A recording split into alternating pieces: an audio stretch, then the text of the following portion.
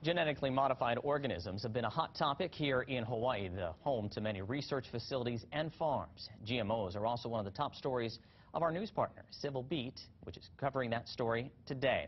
And joining us over Skype is civilbeat.com reporter Chad Blair. Good morning, Chad. Good morning, Paul. We want you to talk about the latest effort to draw attention to GMOs.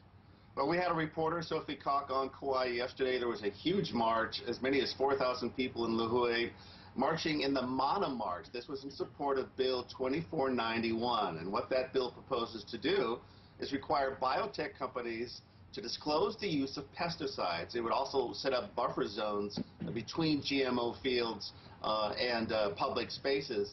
People on the west side of Kauai in particular say they've been sickened by the use of chemicals.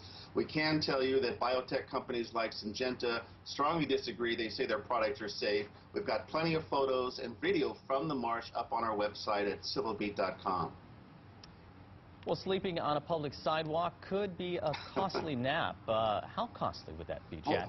Well, $50 is what it'll cost you if you're caught sleeping or lying or lounging on a sidewalk. This is coming from Council Member Stanley Chang. He wants to make sure our sidewalks are safe and accessible for pedestrians. Of course, this will affect homeless people that congregate on the sidewalks. There's another bill that would actually penalize you for tying your belongings to a public fence or a public tree. Now, we've heard about the separation of church and state. Apparently, that doesn't happen when it comes to Hawaii schools. What's going on? There are exceptions in state law. We're talking about $1.5 million that the legislature gave. That's public money. That's our money to Damien Memorial School in Kalihi, a Roman Catholic school. It's to help them set up a new athletic complex and deal with renovations. The conflict, of course, is separation of church and state, but in fact, lawmakers have carved out a loophole in state law so that it's perfectly legal to do this. Well, it's been our top story this morning, what to do about Syria, and Hawaii lawmakers have weighed in on this issue. But is this going to be an issue for the upcoming election as well?